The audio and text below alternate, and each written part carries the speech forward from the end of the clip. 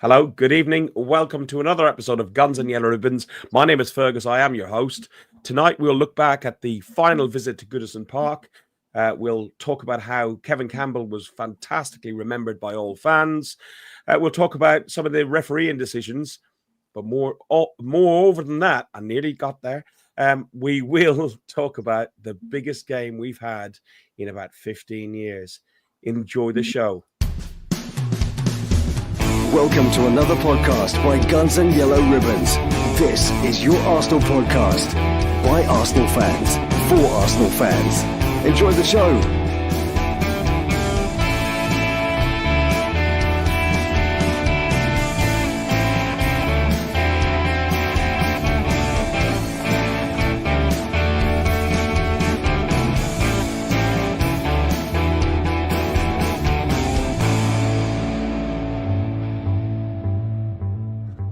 Hello, lads. How are you doing? I am full of, I don't know if it's a hay fever, a cold, whatever, but my head is banging. My sinuses are done. But listen, we had a great weekend, all four of us together with others up at Goodison Park. It was a few drinks drank on the train. But listen, this bunch of gooners over land and sea, represented the Arsenal, represented Super Kevin, and everything else. Andrew, Theo's first away goal, second away game. Yeah. How did he enjoy Goodison? He loved it. He literally, do you know what? Because I mean, Forest wasn't. We met up at Forest, didn't we? Walking down the road, but Saturday was a proper away day. We all met in the pub. We all had a fair few to drink in the pub. The beer was flowing. We had a good laugh when we getting to the ground. We had a good laugh when we got to the ground, and he had a great day. And he certainly, apart from letting Capo down in the pub, he certainly had a good day and sang his heart out. Dan, your wingman really did let you down, didn't he? Aintree, you were like, you were uncontrollable, weren't you? Arsenal 2, Real Madrid 0. Sorry, that's not what you asked me. Right. Hang on a minute. How many minutes is that? Out my first line. Hang on, that's it. I've deleted it. Well, 2 minutes, 20 seconds. You said you don't know what you're full of. We all know what you're full of, mate, but we'll let everyone else plug in the gap there. But yes, Theo, if you're watching, mate, you let me down because I needed a wingman for a lovely lady at the racing. And Andrew, you've obviously clearly given him all of your talents, mate, because he's not got that many. Ooh, that's nasty. Well, I tell you, mate, we've started off tonight well, haven't we? Trevor looks like. Let's get it, boys. Here we go. It looks like we might have to referee in a different match. Hopefully, we do a better job than Darren England. A good day, mate. Our phones blew up. We're on telly again. We knew that, but for a great cause, for a great reason. Yeah. Look, mate. Nothing is going to change my mood tonight, right? I know we're going to have to mention the referee, but we've had a great weekend, a great day out at Everton at Goodison. It was a wonderful trip, right? Apart from the football, obviously, apart from the result. But this tomorrow night, I can't get it out of my head. Cannot get it out of my head. It's just, what a wonderful week to be an Arsenal fan, eh? You know, we're going to win it. I keep seeing us. Boys, I keep saying us. Well, I keep seeing three of us sat in a Munich beer cellar, right? Drinking big steins of beer. You bitch. Right? You're an absolute bitch. Looking forward to Champions League final. Well, Ferg, listen, son. I know you've made an excuse not to go, but we can't, just because you're not going, we can't stop talking about it. You know what I mean? No. We're real Arsenal fans. We're going to talk about it. You know what I mean? You're a super bitch. Oh, dear. Yeah. I agree. I've written no notes tonight. No notes tonight. Don't need notes tonight. It's there are no notes. The whole preparation I've done for tonight, bar a few photographs of the day, is the tweet we put out at 2 or 3 o'clock this afternoon, which is last visit to Goodison, remembering Kevin Campbell, the penalty there shouldn't have been, and of course Real Madrid, the biggest game that we will have that we've had for probably 15 years. But let's talk about Goodison first. boys, we Goodison, beautiful old ground. I took this picture myself because they've still got the wooden structure, the proper old stand. It's yeah. There's your seat on there. That picture, 38. You'll have to tell this. No, don't tell the story unless you want to. No, You've got to now. Come on, carry on. No, you've got to now. Come on. It might best not. It might best not. So hang on, this might be revenge for the Donna incident a few weeks ago. Come on. There's no harm in telling it. We're not going back to Goodison, Ferg, are we? No, that's true. Right down the front row, right, and Fergus was right up the back of the lower tier at Goodison. It's horrible. So he said, I might squeeze in with you. So I said, yeah, go for it. Let's go for it. So, but the stewards, knowing everyone wants to get down the front, are asking seat numbers and where you're going. So I went, yeah, down there, seat number 39, mate.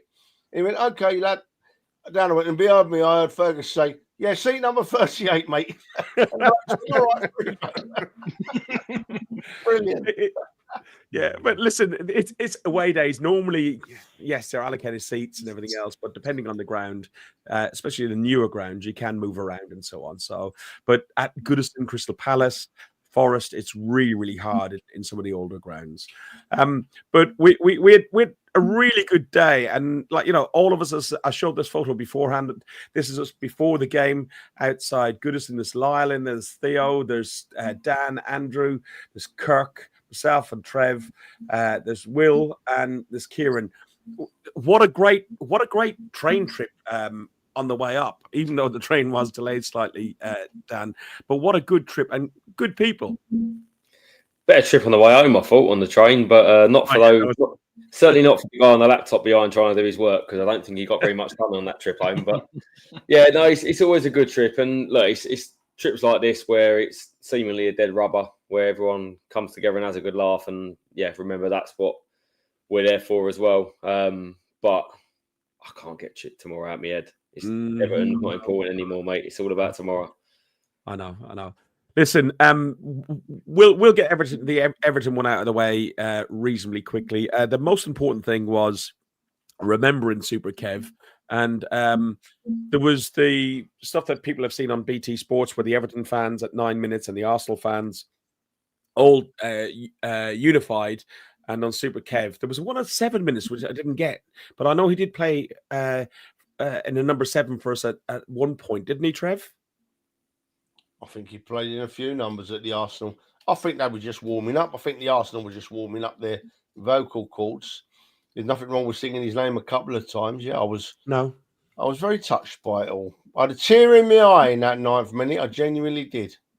Yeah, you did. I was beside you. But it was really nice on the 9th minute. The Everton fans in the park, I think it's Park End or Park Street End,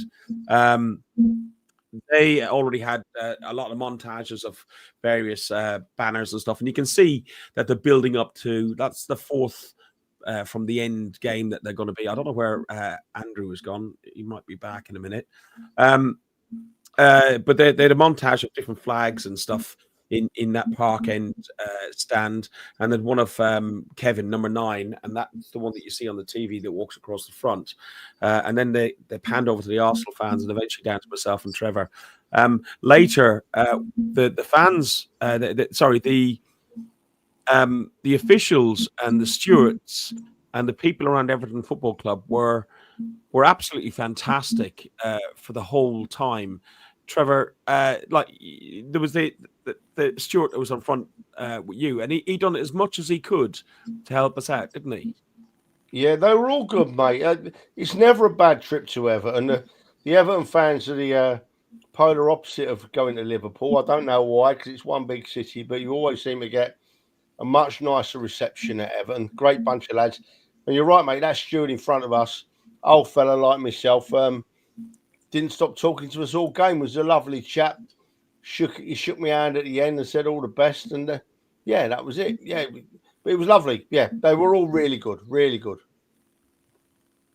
Andrew's back. I don't know. I think I got kicked off by Ginger. I think that 2-foot tackle still like coming through. He hasn't got any control. Only me and Trev. But I will kick you off now, though, after that comment, if I get the opportunity, mate. See you tomorrow. Kick you tomorrow. Dan, you were Lyle and the other guys. How did you find that the commemoration of Super Kev? Yeah, exactly as you guys said, as expected, really. You know, you've got the Everton fans that are actually from Liverpool and support their local club, and the other lot that travel in to support their club. So that's probably the main distinction between the two clubs. One's got class and one doesn't have pretty much any. But the Everton fans, yeah, every time we go there are brilliant. Remembering a player that we've got in common as well. And maybe correct me if I'm wrong in the chat, it was 7 for Arsenal and 9 for Everton. But obviously because it was an Everton-led thing, that's why it was a 9th minute. But yeah, to be fair, Arsenal fans started theirs a bit early, probably for our number as well, and great for him to get 2 moments of appreciation rather than 1. So definitely deserved, and it's for a player that's remembered everywhere he goes. I've even got fans that I know that are West Brom fans that always say about Kevin Campbell and what he did for them and keeping them up, and you know, everywhere he went, he was respected. So yeah, great to have a send off for a gentleman. And what was really nice at the end, and we'll finish on this point about it. What was really nice at the end was after the whole stadium was almost emptied, the stewards were trying to get us out. And I said to the stewards, I know you're trying to get us out, but would you let us do one thing? Would you let us go down by the pitch side? I said, oh, no, you're not allowed on the pitch. I said, no, just down as close to the pitch as possible, and that we could all be together and sing Super Kev. And this is what we did.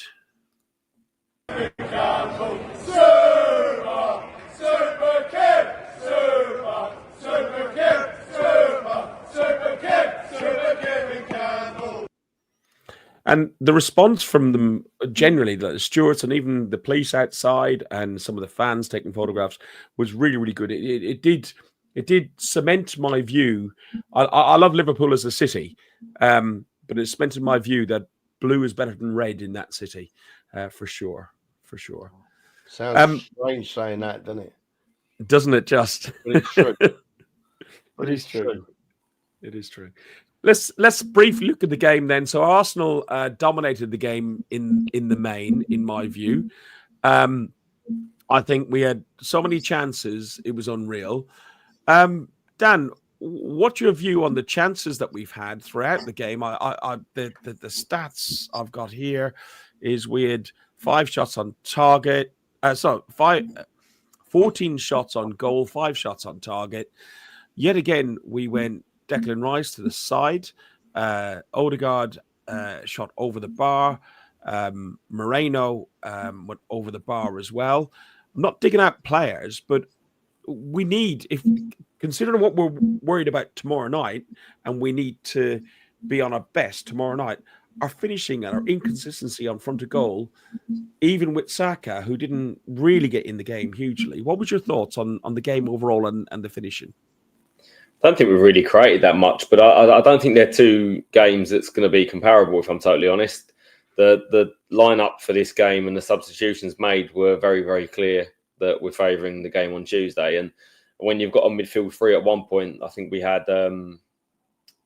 Rice, Marino, and who else did we have? Jorginho at one point as a midfield 3, I think, for some part of the game. It's never going to be the most creative of midfields. It was about putting out a team that could go there and do a job and maybe win with the intention of winning, but ultimately saving legs for Tuesday. And I don't particularly think our finishing was awful in that game. I'd probably say we did enough to win it overall when we drew to a penalty that's not a penalty that we'll probably come to. But we played up against an Everton side that's in very, very good form. I thought they fought quite hard and well, as they always do at Everton.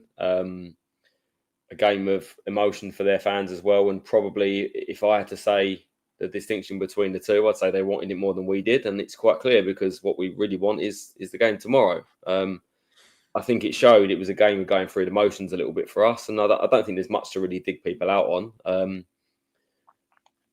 It's there ready for tomorrow. That's my view. Andrew, 70% versus 30% possession for Arsenal versus Everton. The lineups that Dan mentioned did change with Raya, White, Saliba, Kivior replacing Gabriel, Lewis Skelly, Jorginho, Rice, Wanyeri, Sterling, and Trossard. did they want it more? I didn't think the lineup was as good as it could get, really, wasn't it? Yeah, I thought it was that team was good enough to go out and win that game for us, wasn't it? But you can see everyone had one eye on Tuesday night because I think I heard something on the radio as we were coming down. They were saying that Arsenal can't go in there and do half-hearted tackles. They've got to go in there because if they do, Everton are going to get the better of them. I think there's a little bit of that. I think nobody wanted to get injured, and it's a massive game for the club, isn't it? Tomorrow night. I mean, we're all absolutely buzzing for it. So God knows what the players must feel like. So I think overall, probably we held back a little bit than we probably would have done normally, but it's understandable with what's coming tomorrow night. But we should have finished it. I think we had those opportunities to kill the game off. Trevor, we held off a bit, and yeah, we can understand it because those players all want to be in this game tomorrow night. That is where our season. Whilst if we had got 3 points and Liverpool dropping 3 points against Fulham, which I said was going to be a difficult away day for them, I think I went 2-1 to Fulham. But can you blame the players? No, look, let's be honest, right? Arteta got the team selection exactly right for Everton, right? He saved the players he wanted to. He put a team out for the day. And we did enough to win the game. We should have won the game 1-0. I've got to be careful here because I don't want to sound like I'm being disrespectful to Everton. So I really like Everton, But we did enough to win the game. Everton didn't draw the game. The referee drew the game, right?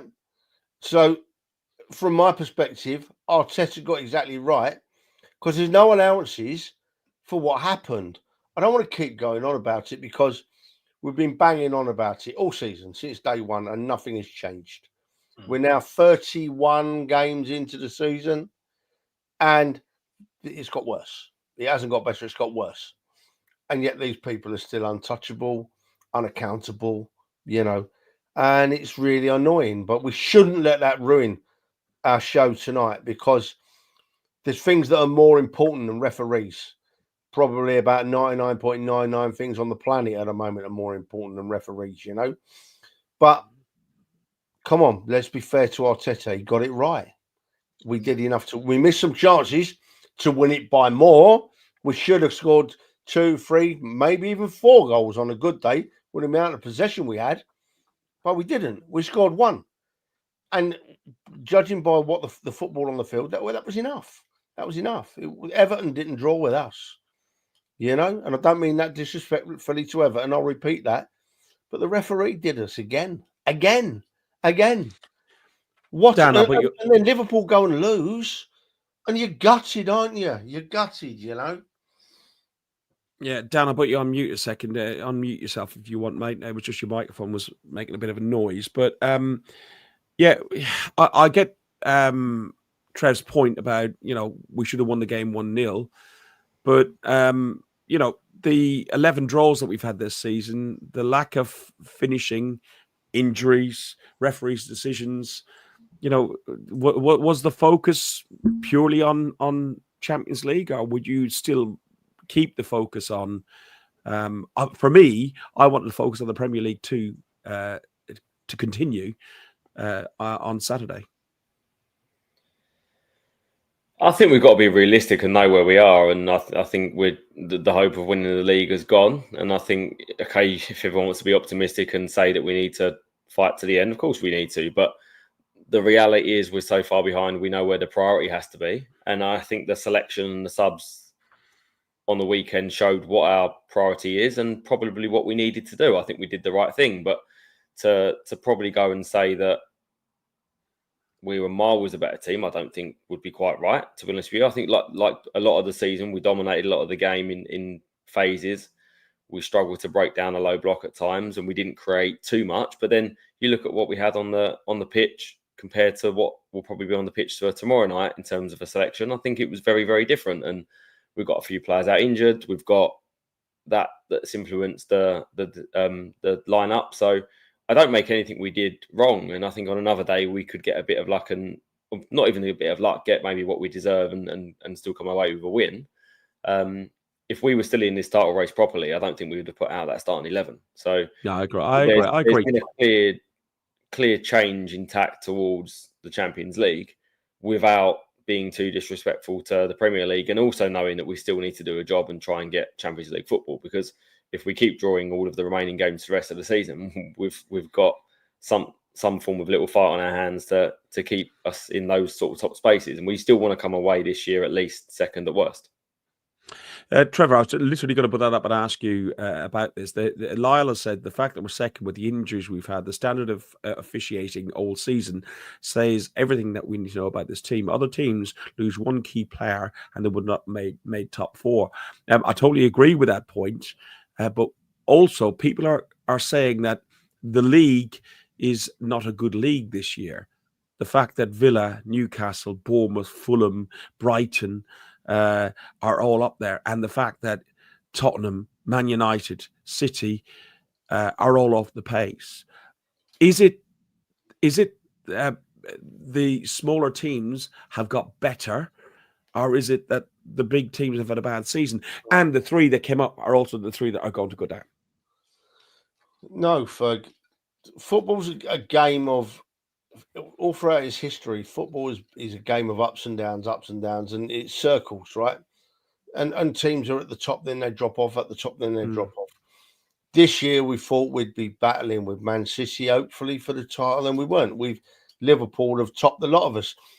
It happens, you know? It happens. It's football. I don't think there's anything strange about this season. I don't think it's a weaker league. There's always been teams that are mid-table, just above that are capable. We spoke about it before on this show, that are capable on their day of beating any team in the league. Bournemouth have shown that this season. Brighton have had a go at doing that this season, you know. So Wolves, I think, have had a result. I'm not sure of that, but yeah, it's always been the case. It's been a season for me, and I'm not going to mention it anymore. I agree with Lyle. We spoke about it on Sunday. We can't say we've had a bad season. Not with the injuries we've had, with the with the refereeing decisions we've had to suffer. And I know other teams suffer them as well, but that doesn't mean we can't mention them, you know, because we are Arsenal fans. So we see what happens to us. So no, I'm not disappointed with this season at all. Of course, I'm sad that we're not pushing for the league a bit more, because I really thought we would this year. But disappointed after our record, topped off with Gabriel's injury last week. No, I'm not unhappy at all. It's what will be, and then we're still in this Champions League and we're right in it, and we've got a team that can win it, you know. Yeah, so all our eggs are in one basket now, I think. But what a basket to be in, eh? We're still the envy of 16 other clubs in that Premier League. They'd love to be in our position, you know. Andrew, are you happy with the season's not over? We don't know where we're going to finish. We're probably going to finish second. But are you happy with how it's worked? Or have we been unlucky with injuries? Is it because other teams are crap? But the likes of the football critics, sorry, just stick that one up from Gary Jones. The football critic cycle. It's great to see Forest up there. Battling for top four, that the football cycle goes, that we've managed to maintain where we are despite everything else. What's your thoughts? I love the fact that people try and mock us by singing second again, ole ole. It's like happy days. You know, I'd rather be finishing second than I would be sort of like going down the drums of where Spurs and Man United or even where City are. I'd much rather be, sort of going for that league title. But, I don't think this season's been a disaster. You look at kind of where we've are, players we've lost. I think we were reeling them off on Saturday, weren't we? We've had Saliba out, we've had Rice out, we've had Odegaard out, we've had Saka out, we've had Jesus out, we've had Havertz out. I'm going to miss loads there. Timber, Gabriel. I've virtually named the starting 11, and we're still second in the league, and we're still in the Champions League. And I do agree, it is a football cycle, and I think what goes around does eventually come around. But hats off to Forest, who've had a good year. But next year it changes, because they've got Champions League football and they've got the Premier League. So are they going to be able to maintain both? Probably not. Look at Newcastle. And Dan, look where we've gone. For 2 years, we've maintained where we are. Dan, just before you come in, 2 seconds, I promise. You used the word there, Andrew. I don't think this season's been disastrous. If anybody says that to me, at a game, I'm going to take umbrage with that. That's too big a word to talk about our season. I don't mind it disappointing. I can take that. I don't mind. I'll even take unlucky, with injuries, I mean. But we've not had a bad season at all. We've not, and what Ferg just said is right. There's loads of other teams would love to have had our last 2 seasons and this one. No, definitely. But also, it's like, where do we go from here? That's what I want to know. We've had to maintain this. We know the squad's going to get better next year. We know it's go from here. We go to Munich. Teed that up. I just teed it up. But this summer's huge. Dan, come on, you wanted to come back in on that. Yeah, just to be honest, I'm a little bit surprised people talking about the league being weaker because I don't know what they've been watching, but this is one of the strongest Premier Leagues that I think I've ever seen. When you look at the quality of team, absolutely, from top to bottom, you look at the quality of players playing for the clubs even in the bottom half, but the number of teams competing, you look at the teams outside of the top 5, right? And even like the likes of Forest that's jumped up a little bit. Fulham are a fantastic side, by the way, and look at the quality of players they've got in the starting lineup. You've got Newcastle, who have got unbelievable players in their team. Alexander Isak, everybody wants him. Tonali's come from AC Milan. Joelinton's been unbelievable. Bruno Guimaraes, everyone wants him. And you can go through so many different teams like that. Bournemouth, for example, Semenyo's been unreal. They signed Evan Nilsson from Porto. You've got players all over the whole of Europe now that want to come to the Premier League to play in the Premier League. And they're not just now signing for the top 4 or 5 clubs. They're signing for teams throughout the Premier League. So it's no surprise that you're going to go to these sort of teams and struggle. And you've now got teams in the bottom half of the Premier League that have got probably 7, 8, 9 international players in their starting lineups now. Palace is another one as you look down there and teams like that. So then as soon as you get a slight drop off from a team, they're going to drop points. And I think this is probably more to Lyle's point, is that you've actually seen so many teams this year throughout the Premier League struggle with injuries because of the number of games that's building up for these top clubs. Arsenal, Man City have had loads. Man United have had loads. Tottenham have had loads. But now look at where we are relative to Man City, Tottenham and Man United. That's credit to us to say how we've dealt with those injuries compared to them. But 3 or 4 first-team injuries, and all of a sudden you are far down that Premier League table because of the quality of the teams around you. And it's just, I think, credit where it's due to us that we've dealt with it better. Yeah, you can look at the Arsenal now. Yeah. I was just going to say you can look at that league and look at the top 10 teams, and they're all fighting for fourth and fifth place for Champions League football. The last thing before we finish, look at that table though as well. And you're like, we've got the least goals against as well. I think 26. Did that just say? I think that's the least in the league. 26 goals against. 26 goals against. And how many different back fours have we had throughout the season? So it just shows you the strength we've actually got in that position. But to be able to maintain that for the whole season with the amount of injuries we've had. Which goes to say that maybe if we did have somebody who could score some goals, that we could possibly further up the league. The only thing I want to finish up talking about on the Everton game, because I do want to get into tomorrow night, is briefly, let's talk about the penalty that should have been. Sorry, what Simon said we've lost 3 games out of 31. I can't read it. Trevor, read it out for it, please, mate. No, I'm not quite sure I'll make head nor tail of it anyway. I've just read the second bit. Simon, retype that, please. I'm not quite reading that right. Put it in pidgin English for Ferg and me, mate. Yeah. And it was good to see you, Simon. I didn't realise it was you when we bumped into you in Liverpool as well. So next time, let's have a good chat. No, he didn't even introduce himself as his name. Hello, Ferg. I'm off. So anyway, the penalty that should have been Darren England. It's not his first occasion that he's done it, and he's the man that's sent off. Well, Arsenal have had it twice, where they have had players sent off for delaying the restart of a free kick for second yellows and so on. I haven't seen any other yellows given for any other team, but this penalty, right? I'm going to play it.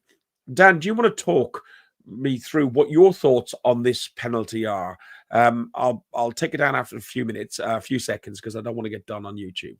I'm going to play it now. Go on. I don't really understand how that in any world is ever a penalty.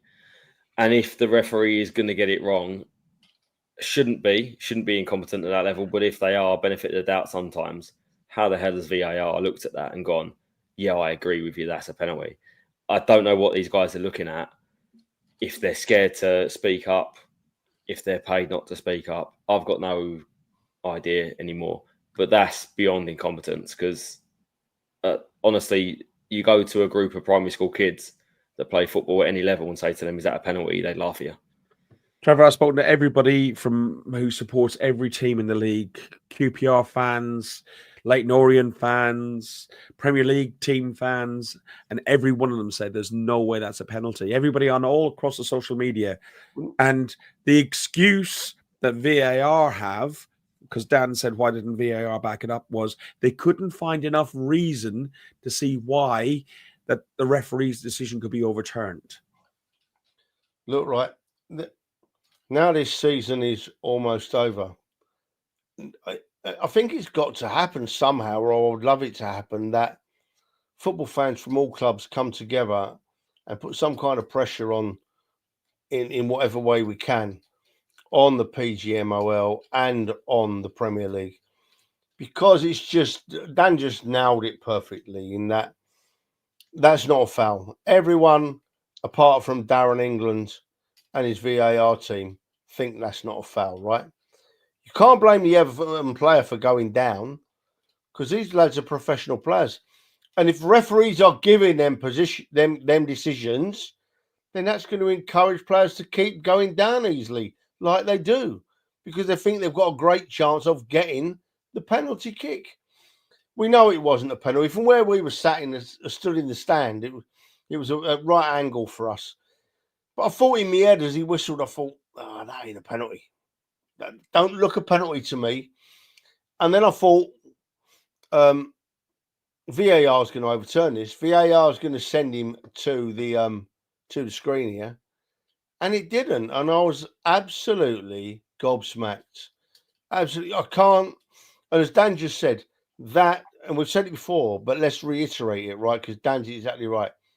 That isn't incompetence, right? That isn't a training need. That isn't a training need, because if him giving a penalty in that situation and VAR backing him up, if they put down that as they need some training doing, or they no, that is that basic that I'm not going to use the word, but we all know what we're thinking.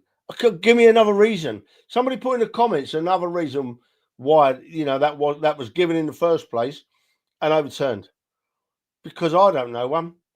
I haven't got a clue. They're just, here we go again, right? I've said it started me off now, boys. You see, and this football season, and I'm not talking about Arsenal here. I'm talking about teams in general. How can I put it? Finishing positions in the Premier League, from the bottom club to the top club, could have been probably been influenced by referees giving wrong decisions this season. Take yourself off mute, Fergus.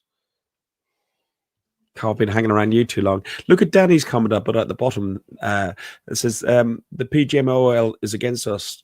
I don't know if they are or not, but it's definitely incompetent somewhere along the line. 5 goals not given, 3 goals disallowed, 2 soft penalties. The amount of points we've lost, but other teams will be in the same position. And I don't agree with this. Like, it all works out in the end, and it's the rub of the green and so on. If they're incompetent, they're incompetent, and if these decisions are going that way, it does leave the opportunity, as I've said, rather than using the other word that you were thinking of, Trev, I've said the opportunity to compromise the game. VAR is not helping the game in any way. I'm all for VAR if it's done in the right way. But the way it is now, it just plays into the hands of the betting syndicates. I'm sorry. If we were all in the stadium, weren't we? So look what Dale's put in there. So VAR, and he looked at it for 10 seconds and then one angle. So how can anyone have one angle in a stadium now? Yet again, the Emirates. Yet again, they spent 5 minutes disputing an offside, which was like a millimetre for Spurs, not that I care, against Southampton, but 5 minutes. It's ridiculous, the levels of, yeah. I still don't get why. Nailed it here. A good mate Lila's nailed it here. I can't think of any other option. An independent inquiry held by intelligent people that know the game, but aren't affiliated in any way to the Premier League, to the PGMOL, even to Sky TV, to whoever, I'm sure would find some really, really interesting things, shall we say, that have been going on to affect our game. Because we've got to reiterate, right? Got to reiterate that what we've seen all season. If at the start of the season it had been incompetence, right, then it shouldn't be incompetence now, 31 games on, right?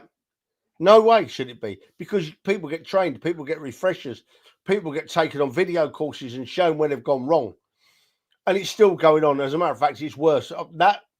That one there that we've just suffered was up there with the Rice one, even maybe worse than the Rice one, because it was in gameplay. It was in the heat of the moment, and it gave a penalty. And VAR, I don't know. Or, just to stick another little thing into the equation, are they now seeing Lewis Skelly? Because they're shallow, these referees, right? Are they now seeing Lewis Skelly make a tackle? Player goes down, they're thinking, oh, that's Skelly. It's got to be a foul. He was featured heavily on in the week about his handoff when we talked about it as well, his handoff sort of thing, and I saw him do it leading up to an attack. It was coming towards us, and the amount of times he just palmed somebody off was great, which it's not illegal. He's not doing anything wrong, but I think it brought a bit. He was highlighted recently on that. Dan, that's how they're taught now, though. That's how Theo's taught to defend. Theo's a left back. That's how he's taught. So when the player comes towards him, he has to have an arm's distance between himself and the player. And if that means he's either got his hand in his back or the hand on him somewhere, so he knows he's got the distance right, so the player can't go past him. That's how they're taught. Well, Andrew, tell Theo to keep that arm's distance down when he goes and talks to women, because he kept too far apart on the weekend. But especially ones that Dan likes. Dan, your opinion on this? Just on the VAR, what I can't understand is how you've got a VAR giving an opinion on a referee when the referee is their mates. And if you're going to be claiming that a decision's correct or incorrect, surely the person giving that view needs to be completely independent, because if not, they're going to be biased by their colleagues, right? Now, that happens in all walks of life. If you're giving an opinion on someone that you have an affiliation with versus someone you don't, you're more likely to favour their decision. So these guys in VAR are scared to overturn these decisions. And not only that, the people that are on VAR are continuously changing. We need more of a continuation of someone that's consistent across all of the matches as much as possible, because how can you look at that Arsenal versus Everton, 10 seconds, one view done, versus the Tottenham game the other day with Chelsea, where it took so long to give a very, very obvious foul from Sarr? It's just opposite ends of the scale, and there needs to be some form of independence within that VAR, and we keep saying it many, many times. Ex-players. I think you've got to have ex-players coming. They're the one. They've played the game. They've done this. They know what's fouls, what's not, and what needs to happen. There's more money in media and working on TalkSport and Sky and BT and so on. So they're not interested in coming into the game in that way, I don't think. So they're the ones that are moaning about it being wrong all the time. They're the ones that kind of want it to change. Yeah, they get paid for that, don't they? True. But we're saying they're not going to get paid doing it that way. See this They'll comment get paid. Go on. From our mate Demsek, right? The catch-22 is there aren't refs to replace the ones we have. Correct. Now, Ferg. But we could bring him in from overseas. No, listen. If you've got a VAR working properly and picking up on wrong decisions, I could referee a game. Because if I've got VAR that I trust, they're going to pick up on my mistakes and put it right. I'm going to look a right twat because I'm fat and I can't run and I wouldn't keep up with play and I'm half blind and I'm a bit deaf. But apart from that, he's all right. if you've got, well, the point I'm making is, Andrew, if you've got VAR that's honest, working properly, run by people that have got knowledge, and they're not biased, and they're not taking the opportunity to compromise, as Ferg puts it, any of us can ref a game. This thing for me is VAR was brought in to stop things from stopping mistakes that were clear and obvious. right? And the amount of stuff they get involved in is not clear and obvious. They don't need to be involved. But the stuff that is clear and obvious, they're getting wrong. So they've got it completely arse about tit. Right. Well, Without this going is down this what I'm wormhole making, of right? just hang on, without going down this total wormhole of VAR, because it was just a penalty that I was trying to talk about. But I think the Crap, clear and innit? obvious. There we go. I think the clear and obvious is the issue. That the clear and obvious is the way it's put in place. The clear and obvious should be able to call out Bullshit. referees when they made a mistake. But But in the main, bullshit. but in the main, Trevor, I think it should be done like your other sport that you like in rugby. It's not the VAR or the like, you know, the video ref is called into by the on-field official. This rule where they can't interfere, they can see something's wrong, but they can't interfere for this reason or that reason or this or that reason. Absolute, and excuse my ranting, absolute and utter bullcrap. Bullcrap. If we're going to have VAR, they should be, if they see something not gone right, they intervene and they put the game right. And they don't let things go because they're not allowed to intervene. It's just another excuse from letting things go. The VAR would be perfect. All they've got to do is watch the game on VAR, and anything the referee gets wrong, say you got that wrong, mate. Put it over the loudspeakers. Hey up there in England, you useless twat. I think you've got another one wrong there, you know. Go to the screen or we'll play this back to you on a big screen, you know. There you look, see? You gave a throw into Chelsea and it came off a Chelsea player. So it's a throw into Arsenal. What's wrong with that? Yeah. If we're going to make the game honest, let's make it honest. Well, I want to know why the fourth There's two issues there, though. That's the thing, right? With the Premier League referees, there's a couple of things I think contributes. One, there was a comment earlier saying that there's not enough referees to replace them. The problem is, if you're a young referee now coming through the game, looking at VAR, looking at the abuse that you get, looking at the respect that you don't get as a referee, are you going to be wanting to come through and be a referee? I don't think there are many people or many youngsters at all now that would want to be a referee. We don't need them, Dan. I'll do it. Well, with what you just put on your CV, Trevor, politely, I think you might get declined. But there's not enough coming through. And the other problem, it looks like I just had an idea with me, like, come on, and it's gone ding. The other problem is the game is a lot faster than the likes of rugby. So rugby is a lot easier for referees to slow the game down, to chat to VAR, to give an opinion. But what I would say in games that are a little bit faster, the likes of tennis, etc., where you have challenges as well. And it's okay with VAR being very quick and saying like 10-second decision done.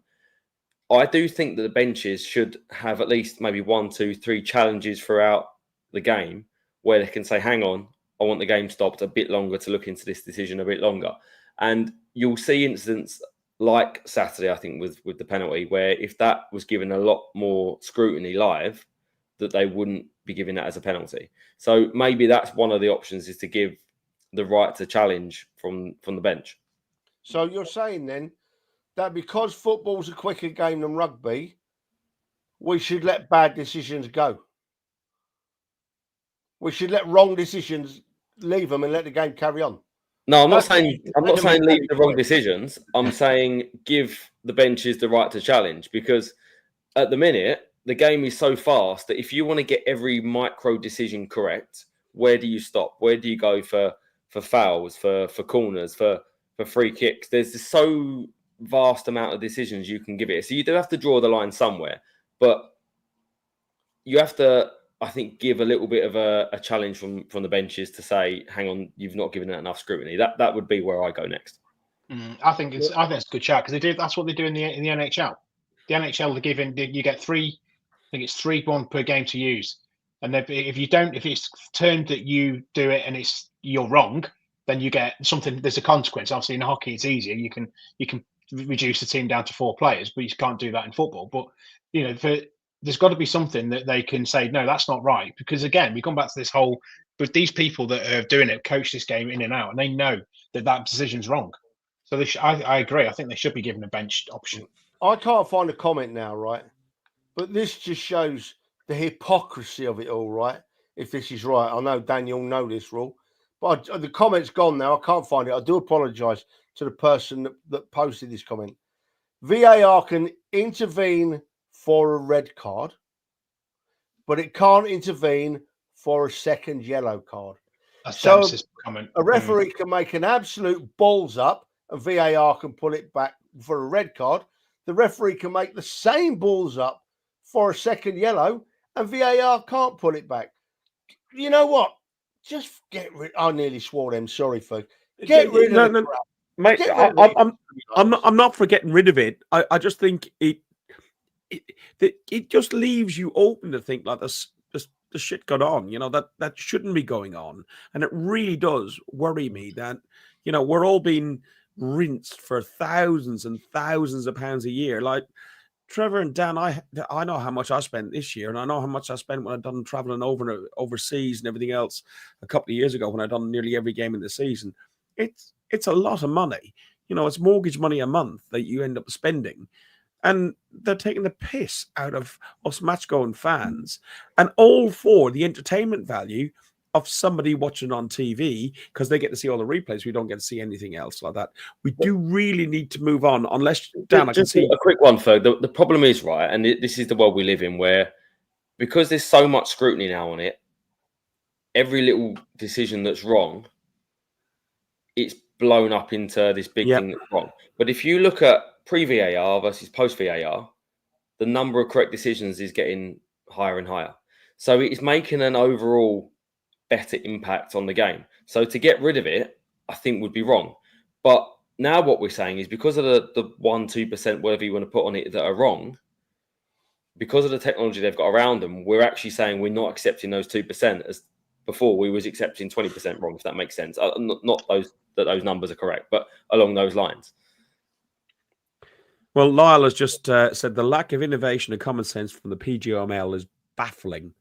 4 blokes on a podcast are talking more sense than the so-called experts. Well, Lyle, I hope you are not on the Ray Nephews, but thank you very, very much. Listen, we're gonna move into you know, at the end of this season, Ferg, right? We're gonna have to do a VAR special, right? And we're gonna have to put a warning across the bottom of the screen: no under 18s, or have parental guidance. And we're just gonna have to fucking go. Well, somebody will have to dig out the videos and dig out the stills, actually. Post 9 p.m. only, I reckon, that show. Yeah, I think so. Somebody put a comment in: Darren England struggles with the big screen, apparently. Well, right? How can you have a scoreboard the size of a garden greenhouse with the time on it and blow up early? Now, my first thought was, and someone commented it to me, that screen isn't necessarily linked to the referee's watch. Fair enough. Good point. Should be. But, no, wait. How did the Everton players draw the referee's attention to the fact he'd blown up early? They pointed to the bloody screen. So he must be using it. You know what I mean? Because it wasn't until he looked at the screen, because the Everton players told him, he went, put your shirts back on, pull your shorts back up. Odegaard, go and get your shirt back off that kid. I've blown the whistle too early. You know what I mean? I'm fuming. I'm absolutely fuming with referees. If there's any referees from the PGMOL, not all referees, I know you all do a great job, but a few in particular, from me, you're a bunch of tossers. Right, move on. Some funny comments, and we got a title for for that podcast, Valentine's Day podcast, and Heath comes along and says, like, we look like poor celebrities, celebrity squares. That's harsh. And then we got swear jars and all sorts. Listen, we're going to move on to this, but we're going to win 2-0. We're gonna win 2-0. We're missing Gabriel. Okay, we're missing Gabriel from this game. But Jeff came along and said, which is a nice transition from the Everton game, Kivior was a revelation on Saturday, and I honestly think Kivior gave me some hope, because I thought he was really, really good in the main against Everton. Andrew, how do you feel about Kivior in the back 4 against Real Madrid? After his performance Saturday, I would, I would let him go in there, but I would like to see. I'd like to see Timber in there first. I think I'd go on, Trev. Go on. What a load of bollocks! Listen, right? Why is everybody picking on? There's poor the swear Kivior, jar. right?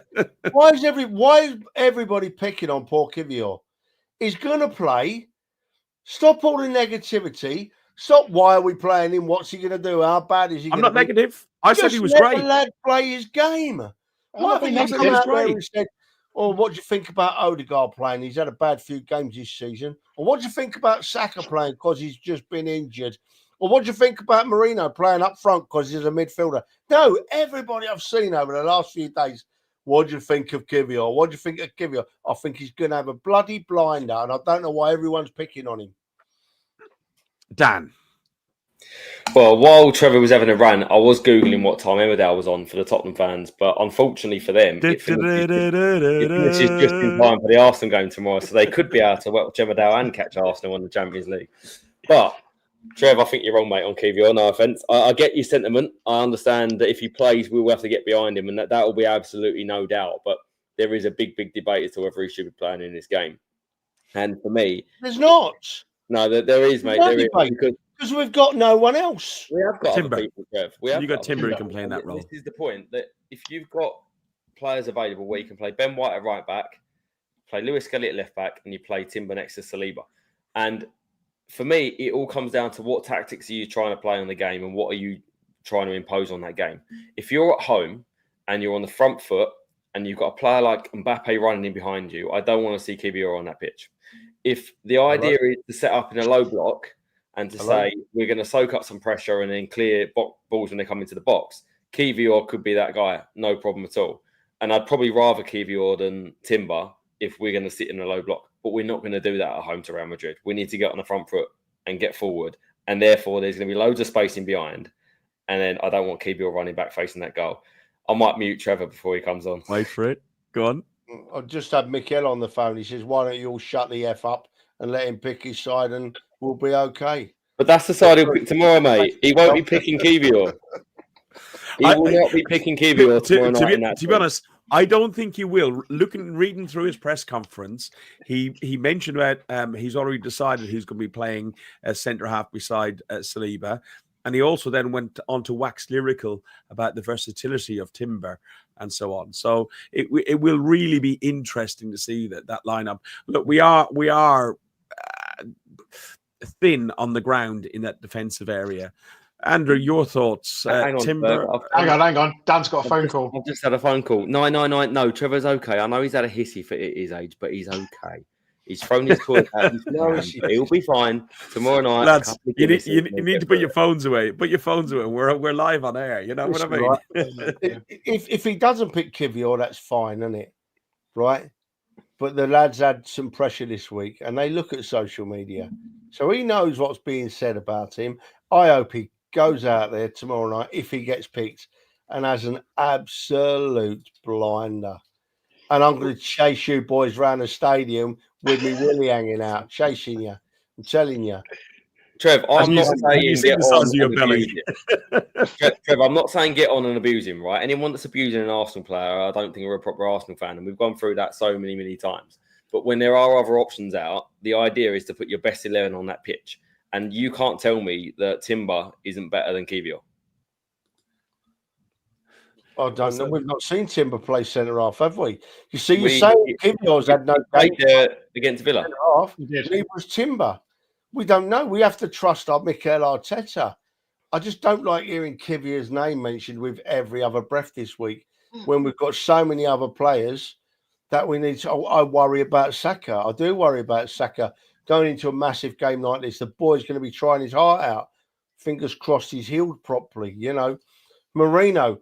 I've been praying to the football god this week, right, for Marino to score 2 goals, you know, because he's got it in him. You know, I've been praying to the football god this week that if he plays White, he don't break down. So there's loads, you know. I've been praying to the football god this week that Raya don't make his first mistake in 3 seasons with a club. It's all going on. There's a massive picture. You know, we could win 2-0 any way we want, you know, but We've got to look at. We can't keep picking on Kivia. No, and we're going to cheer him on, aren't we? We're going to make sure that we get back him all the way. Mate, to be honest, Andrew, the biggest, whoever's on the team sheet is on the team sheet, and whatever position they're in. But the most important player on that pitch or in that stadium is us. 60,000 of us. There are 50, whatever thousand of us with the away allocation. Yeah. We need to be loud on the concourse, down the steps, in our seats, and do not stop. In your seat 10 minutes, 15 minutes beforehand. Make the tifo up. I was at the Barcelona game in 2011, and it was unreal. It was one of the first times I saw the spotlights and the fire and everything else, and the whole stadium tifo. I think that's the last time we had a whole stadium tifo, and it builds a huge atmosphere. Boys, I've got a massive problem with this tifo. Firstly, thank you, Jeff. You make sense, Jeff, with that comment. Make absolute sense. But I've got a massive problem with this tifo, boys, because you got all this plastic above your head, right? And when I'm absolutely crap-faced, I can't put both hands above my head because I fall over. So I hope it's not too bendy because I'm going to have to hold it with one hand. I'll rest it on my bald head, because I can't put two hands in the air. I lose all my balance and I'm gone. So when people are looking at the tifo on the stands and it comes to the corner where the behind the camera, but it will turn around and you see a gap in the tifo, that's bald head. Yeah, and he's let the side down. But we need to be there. We need to do North London Forever as loud and louder than we have ever done before. And then as they're playing the Champions League music, we need to be going, Arsenal and the greatest team, whatever it is, we all need to be united. Dan, I must talk to the preacher that's converted. Listen, the press conference that Arteta did today says it all when he said he wants Arsenal fans kicking every ball. He wants Arsenal fans there living it with them and not there to spectate. And for me, that for him to actually say, I want them to be there living it with us and not spectating is more of a point also backwards for previous games that we haven't been doing that. And Arteta mentions it so often in his press conference, but it's so important. We need to, especially at this stage of the competition, you look at the greatest grounds that you go to and the greatest Champions League nights. It's where you have an unbelievable home atmosphere to keep pushing the team forward. And we need that tomorrow. And we need people loud. Forget the tifos, forget all this other crap that goes with it. Yes, it's nice. It's great for the camera. It's great for the cameras. It's great for the start. It gives everyone a 1 or 2 minute buzz, right? But when that goes down and you're 2 minutes into a game and maybe something doesn't go your way, that's where you need to get on the back of the referee. You need to get on the back of the Real Madrid players and you need to lift up the Arsenal players, whoever is playing, even though it's not going to be Kivia. But if it is, still behind all of them. Thank the Lord, Daniel. We've agreed at last tonight, my son. We've agreed at last. The football was just coming in and answered our prayers. It's going to be loud in there tomorrow night, boys, right? It's going to be mentally loud. I'm getting the 8:25 train from my neck of the woods tomorrow. I'll be in London at 10:30. Just thinking if the trains get cancelled after that, I've got no chance. So I'm not just taking any risks. I'm going to have the day in London, then stagger into the Woodbine and meet Ferg at 4 and take it from there. I'm working. I won't be until 5. 4. Well, I'll probably beat you there. I might be there before then. I might even get there at 2 or 3, mate. Cheers, Dan. Well, if you do ring me, I'll be there. What time are you down, Andrew? We're on the 12:56 out of Newark, so we'll be down just after 2:15. So I'll meet you in the Woodbine. God, so all the ones that could be going to Munich could be there at the same time. That's nice. Do any of you worry about the atmosphere, by the way? I know you've all said about the atmosphere. I think it will be loud, but I think there will be flat spots. No. And the reason I say that, Trevor, is the ballot. And from experience with the other games, okay, I know that people will give their hen's teeth to get a ticket for tomorrow. And we know friends who have been to every game and loads of games throughout the season over land and sea that can't get tickets for tomorrow.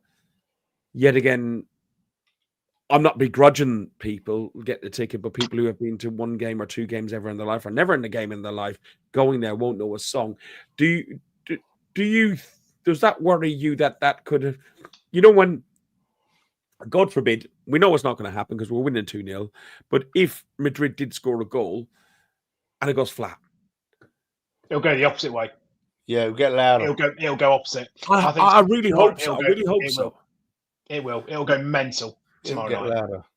Yeah. If the people around me ain't singing, I'm going to start dishing out the Glasgow kisses all over the show. Well, to be honest, if you go there without wanting to sing and get behind the team, and I don't want to hear about a team in Middlesex once. If I hear about a team in Middlesex, I will be going for somebody physically and physically.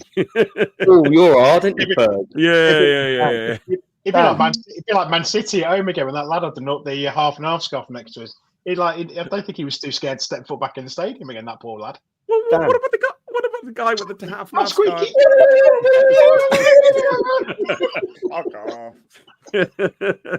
Dan, what do you think of Tottenham, son? Yeah. Listen, if you're in that ground tomorrow and you're not making a noise, please don't ever go there again. Surely there ain't a sensible person that's got a ticket to that that's giving that away tomorrow. Let's be honest. So the people that have not been able to get there before, for whatever reasons, they're going to do absolutely everything they can to get there tomorrow. And they're going to turn up just like the players. And when we win 2-0 tomorrow, we'll be singing all the way to Munich and Madrid. And sorry, Andrew. The scumbags who are season ticket holders are people who have got hold of tickets, who are messaging individuals and season ticket holders saying, mate, I can't go to Real Madrid. I've got my spare. I'm willing to sell it to somebody who's a real fan. Can you give me 400 quid, 500 quid, 600 quid for him? They're the lowest of the low. Yeah. Look, let's recap, right? Yeah. Fergus, sometimes you sing when you really shouldn't. You've not had your head caved in before now at away games. I do not know. You got the biggest, loudest mouth when there shouldn't be any mouth at all at times, right? There'll be Anfield away. Well, that wasn't me who started it, but I was at the top. But you're the loudest, Ferg. You're the loudest. And there'll be no what do you think of anybody. There'll be no mention of the other team tomorrow. And I'm certain that it will go on and on the noise. And if we go a goal down, it will get louder. This is how it's the big games that come up once every 5-10 years or so. The atmosphere has always been different at the Arsenal. It's always been different at the Arsenal. And it'll be the same tomorrow, fingers crossed. Is the flag coming out tomorrow night, Dan? We don't need a flag. We need 60,000 loud supporters. Yeah, we can't do anything that we've not, we've got to keep it. Get Theo to bring his then. We're on our way to Munich. I've got the telly on here and Bukayo Saka's just scored, giving a great interview. It's just all going to happen this season. And I'm not, Fergie, keep thinking we're rubbing it in, but I'm not rubbing it in at all. It's just... Oh, mate, I'll be gutted. I'll be absolutely gutted. I was talking to somebody today. It's going to happen. We are going to get to Munich and we are going to finally lift that trophy that we have been wanting and we've been dodging for years, because we have dodged it. We've had teams that should have won it. We've had plenty of teams that should have won it. The first team we had, well, not the first team, one of the teams we had that should have won it couldn't play because we were banned from Europe. And then, more recently, 2006, the final, but 2004, how we lost to Chelsea, I don't know. We find a way of not progressing in this Champions League. But this year, it's different. We've got Mikel Arteta. He's got his new bloke in. Doesn't he look scary, that new bloke, eh? My God. He don't smile much, does he? Everything's falling into place. Come on, it's going to happen. It's going to happen. Dan, have you booked a hotel in Munich? Hotels in Paris, hotels in Munich. Same. All the way. Same. I'm going to press the button, but it's a slightly different button.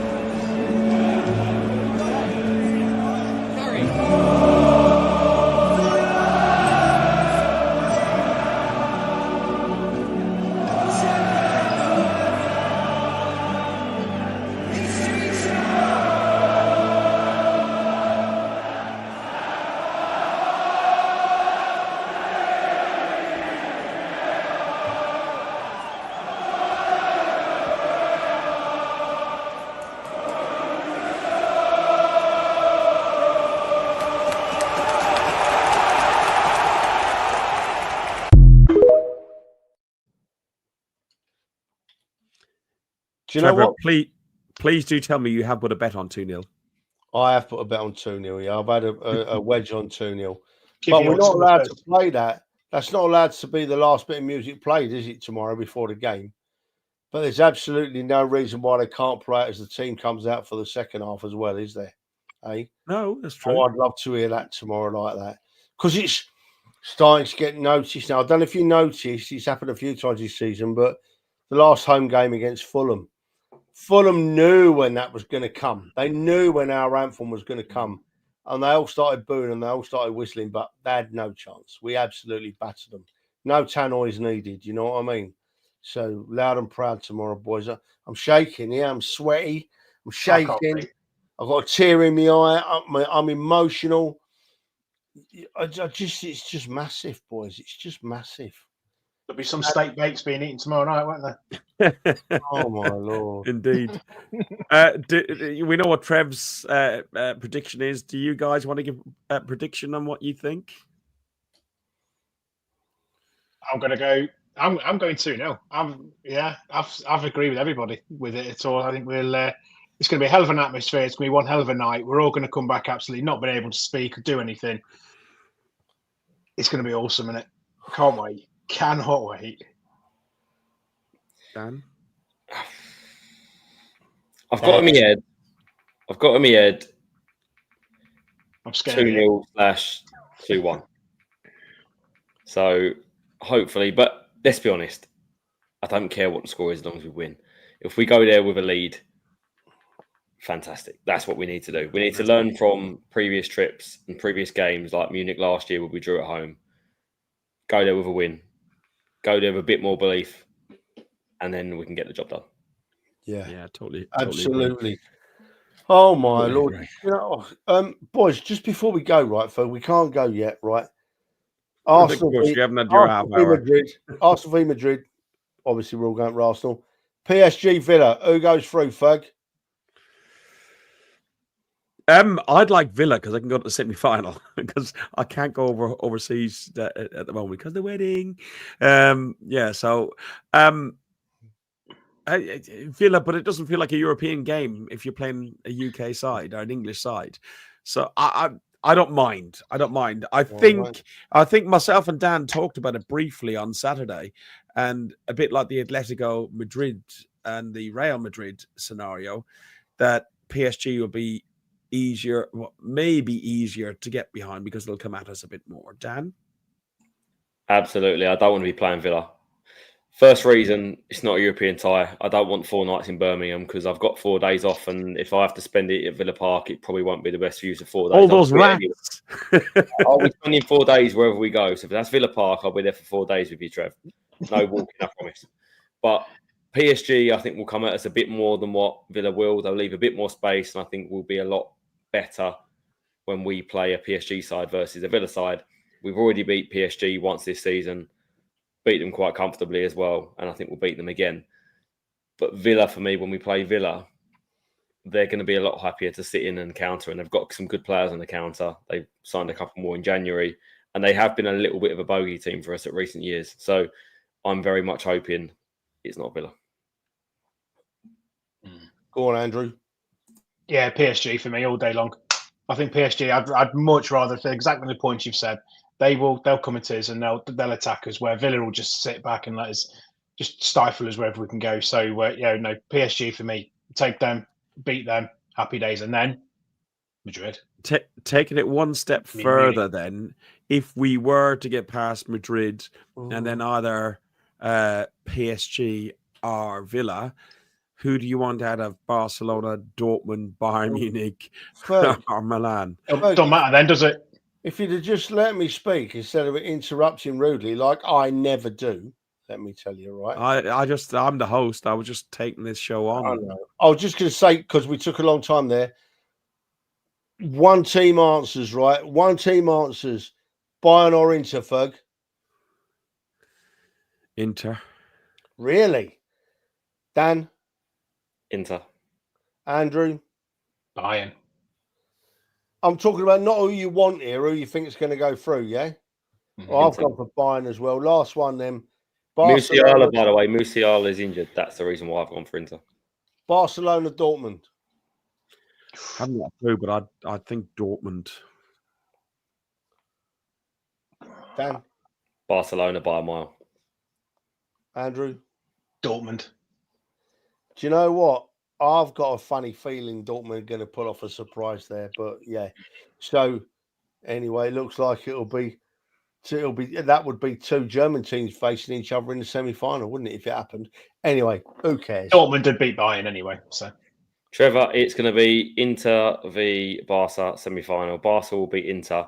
Barca will play Arsenal, and we will get revenge for 2006. Actually.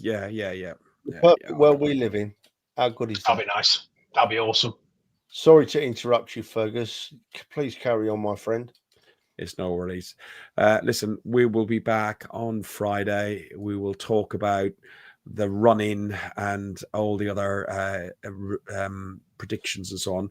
Myself and Trev done it last week, and it was actually quite enjoyable. It's the two of us doing it. It was a good chat. Most of the guys are busy on a Friday, so we may continue to use that lineup. Well, it's, depending on how people are. It's now summer and people are busy with families and so on. But yeah, we do ask you to put your predictions in the comments. We got 228 people watching us right now. Thank you very, very much for everybody who's watching. But before we do go, there's one comment that was put in that made me think to show and share. Demsek comes along and say, we're talking about all this game and all this frivolity and everything else, but take us back down to earth and just remember to look after the people you love, as Super Kevin Campbell used to say. To put things in perspective for Demsek, his friend's 23-year-old daughter has been told as her chemo isn't working. He's working. He's working. So yeah, it's good. It's good. But yeah, sorry, that's my dyslexia, Trev. I know, mate. That's why I just corrected you quickly. Thank you. I knew what was coming there. Yeah. But listen, the thing is, it's as Super Kev used to say, love the people you love. Yeah. Amen. Thank you, everybody. Thank you, Andrew. Thank you, Dan. Thank you, Trevor. All the best to your friend's daughter Demsek from me as well. Sorry, folk. Yeah. You have been watching an Arsenal podcast by Arsenal fans for Arsenal fans. Up the Arsenal. Up the Arsenal. Up the Arsenal. Thanks for listening to Guns and Yellow Ribbons, an Arsenal podcast by Arsenal fans for Arsenal fans. Follow us on Facebook at Guns and Yellow Ribbons or Twitter at Guns and Ribbons. And remember to rate and review us too. Up the Arsenal.